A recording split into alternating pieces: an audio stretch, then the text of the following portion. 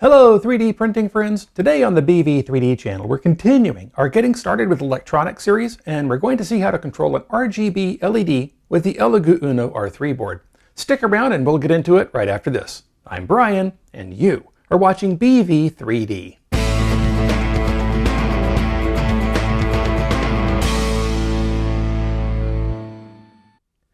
Hi, welcome back. Hey, if you're new here and you're wanting to learn about cool 3D printer upgrades, 3D modeling, and other 3D printing related stuff, start now by subscribing and clicking the bell so you don't miss anything.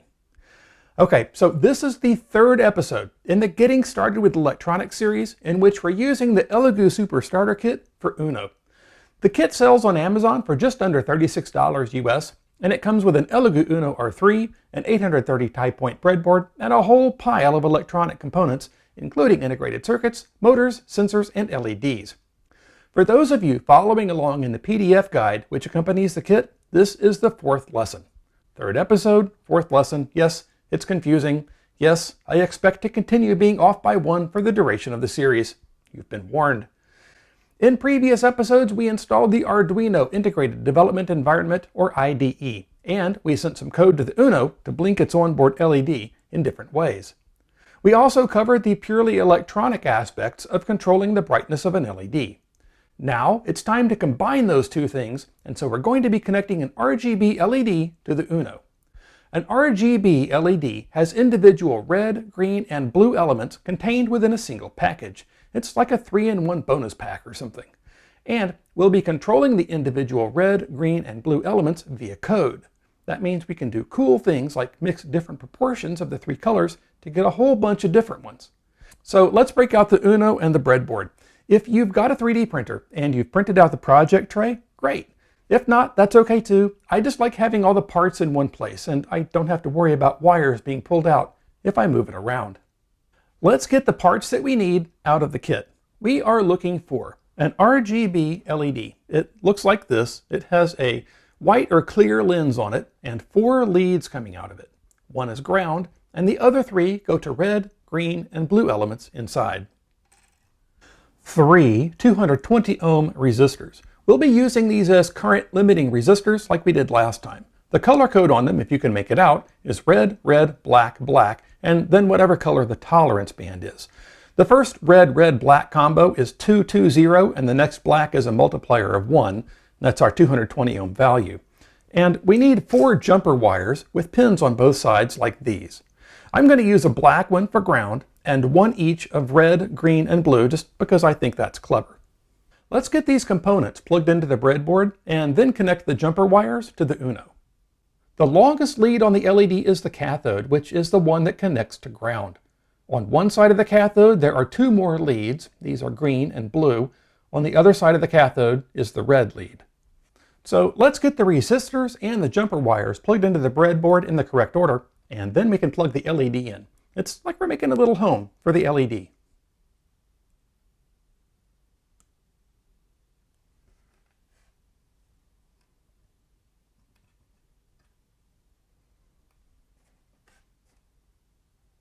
Now that the breadboard is set up, let's connect these jumper wires to the Uno. We'll connect the black wire to a pin marked ground on the Uno.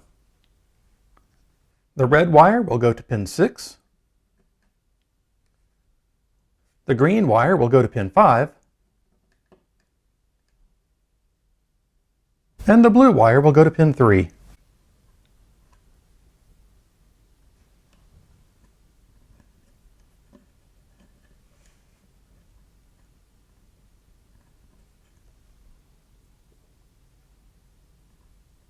If you look closely at those pins, you'll see they've got a tilde in front of the number. Pins with that marking are PWM pins. PWM stands for pulse width modulation, and it's a way of simulating an analog value. That's part of the point of this exercise, so let's talk for a moment about analog values, digital values, and PWM. Digital values are simple. They're either a 1 or a 0, on or off. In the case of the Uno, a digital 1 is represented by 5 volts and a digital 0 is represented by 0 volts. An analog value, in the case of the Uno, can be some value between 0 and 5 volts. So how does pulse width modulation, or PWM, fit into all this? It allows the Uno to simulate an analog value, and it does this by controlling how long a pin stays at 5 volts versus how long it stays at 0 volts. In code, we'll use an analog write statement to control this. Every 500th of a second, a PWM output pin sends a pulse, and the length of that pulse is determined by the analog write value. If our code specifies a value of 0, then the pulse isn't really even a pulse at all. That pin just stays at 0 volts for that 1/500th of a second. And if our code specifies a value of 255, the pulse stays at 5 volts for that duration. But if our code specifies a value of 128, which is the halfway point, the pulse is 5 volts for the first half of the duration and 0 volts for the second half. So the Uno is turning that pin on and off again with equal durations for the on and the off part 500 times per second. And this turning it off and on again thing is happening way, way faster than our human eyes can actually detect. So with an LED connected to that pin, we would see it at half brightness because half the time we're looking at it, it's turned off. By changing the analog write value, we can change the ratio of on versus off time and thereby change the brightness. You can see that on the chart here with 5%, 50%, and 90% values being shown. The longer that pin is at 5 volts, the brighter the connected LED will appear. And this, by the way, is more convenient than swapping resistors around like we did in the last episode. Now it's time to get into the code for this episode. Now, if you want to take a shortcut, you can look in the code folder for the sketch inside Lesson 4 RGB LED and open it up. Now, I usually like to type it in, and I still think it's kind of important to do this because it helps you get used to the language, which helps when you're writing your own code. But to save time, and because it's really super boring to watch me type, I'm going to take that shortcut. I'll highlight what's going on in the code though. First up, the code is defining the pins we're using for each color within the RGB LED. So blue is pin 3, green is pin 5, and red is pin 6. Next, we're into the setup portion of the code, and here, the code is setting the red, green, and blue pins as outputs. Then it's turning red on and turning green and blue off by using a digital write function. And then we're defining some integer variables to hold the values for the LED brightnesses. There's red value for red, green value for green, and blue value for blue. Then we're into the main loop. The first thing that happens here is defining the delay, which controls how long the code stays at each particular brightness setting for the LEDs. The larger the delay value, the longer it will take to cycle through all the colors. Right now, it's set to 10 milliseconds. A millisecond is 1/1000th of a second. According to math, 10 milliseconds is, therefore, a delay of 1/100th of a second. In other words, we're going to be updating the LED's brightness values about 100 times per second. That may end up being a little less with other code executing, but on the whole, that should be a fairly accurate statement. Next, we're setting the red, green, and blue analog values. Red is 255, which is full brightness, followed by green and blue at 0, which is fully off. In the files I downloaded from Elegoo, there's also some code commented out. Now, it's interesting to see it here in these lesson files, but it does give me the opportunity to mention that this is a common thing in programming. As you try different things, you'll comment out one portion of code to prevent it from running while you try another way of accomplishing a task. If the new thing you tried didn't work as you expected, you can delete it and then go back to what did work by uncommenting the lines that you commented out earlier. And often, as soon as the code does what you want, you're on to the next thing that needed to be fixed, and the commented out code remains behind as a reminder of things that didn't quite work as intended. Now we're into the color fading loops. The code is going to use 3 for loops. That's F-O-R. For loops are a common programming concept, and they allow you to perform a set of instructions a preset number of times. The code will use a for loop to cycle from red to green, then another one to cycle from green to blue, and another one to cycle from blue back to red. Let's look a little more closely at the first for loop. A for loop needs a couple of pieces of information to work correctly.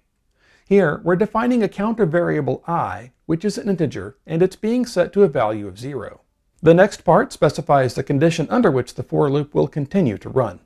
In this case, it will run as long as the value of I is less than 255. The last part adds 1 to the value of I, and the loop repeats as long as I is less than 255. Now that notation, that plus equals thing, is also a common programming shorthand. The long way to write that is I equals I plus 1. And mathematically that makes no sense because it almost looks like we're saying something like 2 equals 2 plus 1.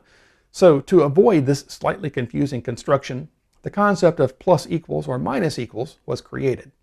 So this loop runs 255 times. And when it runs, it subtracts 1 from red value, reducing the brightness of red, and adds 1 to green value, increasing the brightness of green. When it gets done, red should be at 0 and green should be at 255. Then we're into the next for loop, which slowly dims green while brightening blue, and then the last for loop, which slowly dims blue while brightening red. Now, in between each of these, the red value, green value, and blue value are being explicitly set, just to ensure that the values are known as we go into each color cycling loop. And because all this is occurring in the main loop of the code, it will do this over and over again, cycling colors until we remove power from the Uno. So that's the code. Now let's plug the Uno into the computer so that it gets power, and then we'll upload that sketch and see what we get. In the Arduino IDE, make sure you've got the correct board and port selected on the Tools menu. Then click the Upload button. It's the one with the right pointing arrow in the top left corner of the sketch window. In just a few seconds, the code will be sent to the Uno and the LED will start cycling through the colors. There. Now, it probably doesn't show up on video all that well, but it is really rather pretty. Maybe if I put a diffuser over it so it better captures the light. I've got this cool crystal that I found on Thingiverse, designed by All 3D Store. It's thing number 1598283. I printed this in base mode with no bottom layers, and it came out really well. There's a link to it in the description. That looks pretty cool. Well, there you have it. By combining the coding from the first episode with the LED connections from the second episode, we managed to make something pretty darn neat. Well, I guess we should start wrapping things up. If you're interested in this Elegoo Superstarter Kit for Uno, there's a link in the description. It costs about 36 bucks on Amazon, and if you've got a 3D printer and you want to print that quartz crystal, or you want to print my Uno project base, there are links in the description for the files that you can download and print. Thanks for making it all the way to the end, and thanks for all the likes, comments, and shares. Now don't forget to subscribe and click the bell so you don't miss out on anything. If you liked the episode, please give it a thumbs up. If not, give it a thumbs down, but either way, please share your thoughts down in the comments. And if you like the content that I'm producing and you want to help out, check out the description for ways you can do that. Shopping using the Amazon affiliate link really helps no matter what you're buying, and heck, even just subscribing is a great way to support the channel and help keep me making these videos for you. Well, now that I've got a cool color-changing crystal thing, I'm going to see what else I can make this do. You do the same, and I'll see you next time.